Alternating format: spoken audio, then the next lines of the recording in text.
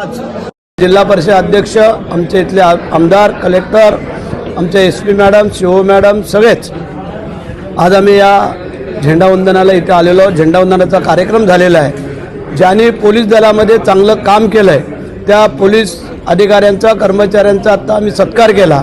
ज्या मुलांनी चांगलं काम केलं आहे, मुलं चांगल्या ज्या शाळेमध्ये त्यांनी आपापल्या परीने चांगलं काम केलं त्यांचाही आम्ही इथं सत्कार समारंभ घेतलेला आहे. स्वातंत्र्य सैनिक आले होते, अनेक मान्यवर या ठिकाणी आले होते. मी सगळ्यांना संदेश दिलेला आहे की हा 80व्या स्वातंत्र्य दिनाच्या माझ्या जिल्ह्यातल्या आणि महाराष्ट्रातल्या तमाम जनतेला मी शुभेच्छा व्यक्त करतो. ज्यांनी या देश स्वातंत्र्यासाठी बलिदान दिलं, ज्या देशाच्या सीमेवरती सैनिक आमचं रक्षण करतायत, या सगळ्यांना मी त्रिवार मानाचा मुजरा केलेला आहे.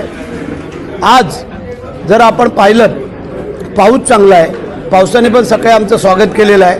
आता पाहूया पाऊस अजून किती पुढं पडतोय, परंतु जी अपेक्षा होती तिथपर्यंत पाऊस पोचलेला आहे. थोडाफार अजून बाकी आहे, तो पुढच्या काही 1-1.5 महिन्यामध्ये ते कव्हरिंग होईल. काल कलेक्टर आमची चर्चा झाली तर कलेक्टर साहेबांनी सांगितलं की आत्तापर्यंत किती पाऊस पडला आणि किती राहिलेला आहे. तर आज संपूर्ण महाराष्ट्रामध्ये हा संदेश देतोय की सगळीकडेच हा पाऊस चांगला हो आणि शेतकरी बळीराजा आमचा सुखी समाधानी हो. तर ध्वजारोहण जे आहे अंतिम टप्प्यामध्ये असताना मुख्यमंत्री देवेंद्र फडणवीस यांनी वक्तव्य केलं आहे की शिवसेना शिंदेची आणि राष्ट्रवादी दादांची.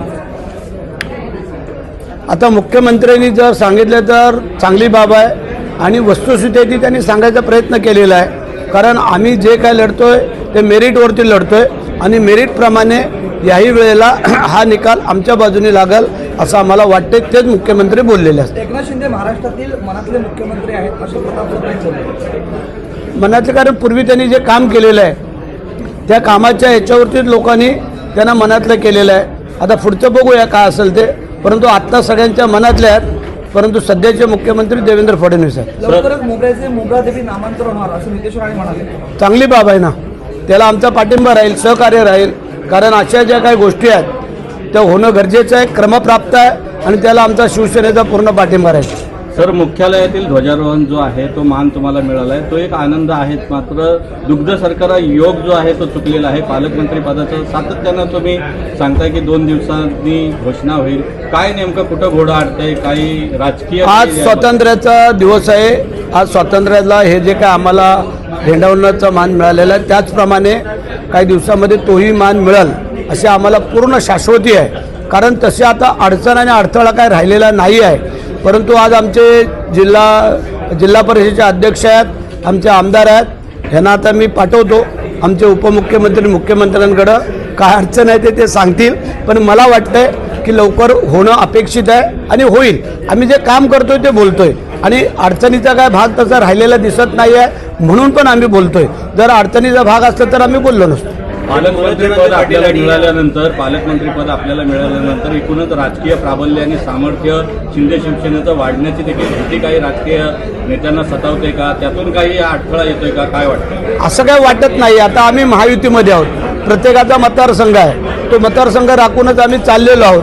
काय 2 खासदार आमचे आहेत, 7 आमदार आमचे आहेत, जिल्हा परिषद आमचे आहे, अनेक नगरपालिका नगरपंचायती आमच्याकडं आहेत, महानगरपालिका पनवेलची आमच्याकडं आहे. त्याच्यामुळे आजच्या जर स्थितीला आपण पाहिलं तर जिल्हा परिषदेमध्ये 7 सदस्य वगळता महायुतीचे 52 सदस्य आज आमच्याबरोबर आहेत. सगळ्या नगरपालिका नगरपंचायती ह्या आमच्यासोबत आहेत, महानगरपालिका आहेत, पंचायत समित्या आमच्याकडे आहेत. मग तुम्ही आम्हाला सांगा, आता आम्ही जर सगळ्यांना बरोबर घेऊन चाललोय तर कोणाचं प्राबल्याने कोणाचं जो काम करेल तो पुढे जाईल. सरला धरूनच एक प्रश्न आहे, जिल्हा परिषद निवडणुकीमध्ये राष्ट्रवादी आपल्यासोबत नव्हती तर देखील राष्ट्रवादीला आपण आता सोबत घेतलाय आणि आपण नंबर 1चा पक्ष असून देखील आपला अध्यक्ष नाहीये. मोठी शोभार्थी काय सांगा? राजकारणामध्ये कधी काय घडेल कोण सांगू शकत नाही आहे. परंतु आम्ही तिघांनी मिळून नंतर युती केलेली आहे.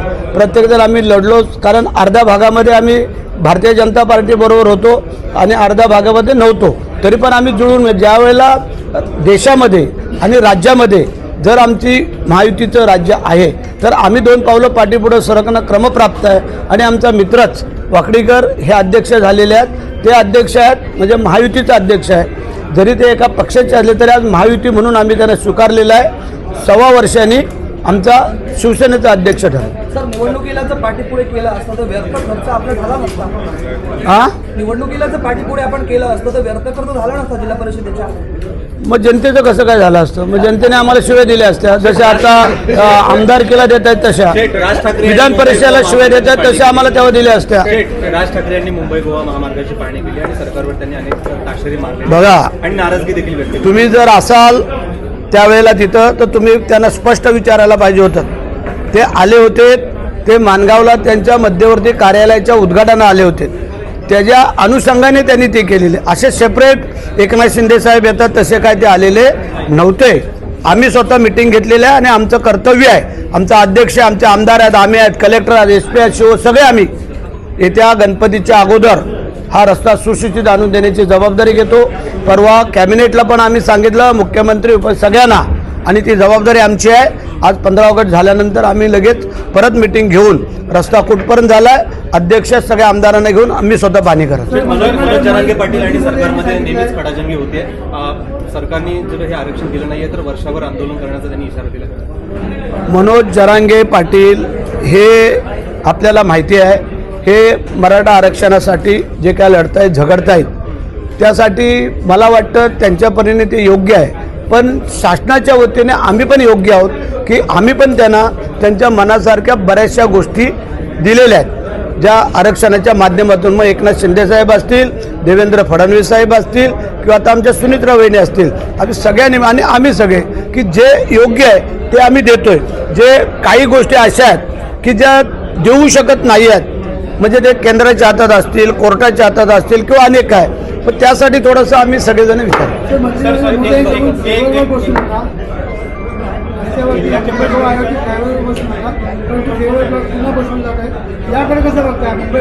आताची वेळ जर काढायची असेल, आता डांबरीकरण करू शकत नाही, पाऊस आहे, मग दुसरा पर्याय काय आहे? मग त्या खड्ड्यांपेक्षा पेवर ब्लॉक जरी असले तरी काही काळ आम्हाला गणपती गेले तर आम्ही परत ते व्यवस्थित करणारच आहोत.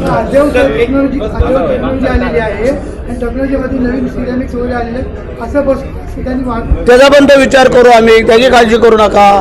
पण जनतेला अडचण होणार नाही असे आम्ही शक्यतो व्यवस्था करतो.